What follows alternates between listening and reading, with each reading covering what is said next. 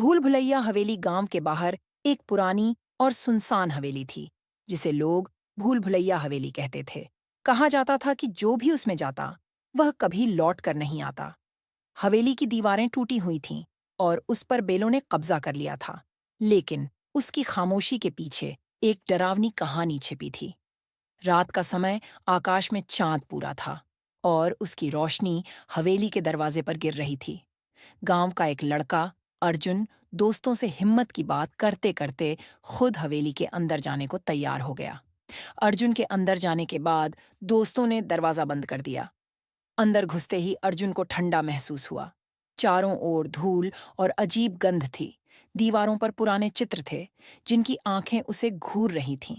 अचानक उसे एक फुसफुसाहट सुनाई दी। अर्जुन! वह चौंका। आवाज कहाँ से आ रही थी? उसने पलटकर देखा, पर वहां कोई नहीं था। डर को नजरअंदाज करते हुए वह आगे बढ़ा। जैसे ही उसने सीढ़ियों पर कदम रखा, एक भारी परछाई उसके पास से गुजरी। अर्जुन का दिल तेजी से धड़कने लगा। भूतिया कमरा सीढ़ियों के ऊपर उसे एक कमरा दिखा। अंदर जाने पर उसने देखा कि दीवारों पर अजीब सी लिपि में कुछ लिखा था। जैसे ही उसने उसे छूने की कोशिश की, कमरे का दरवाजा जोर से बंद हो गया।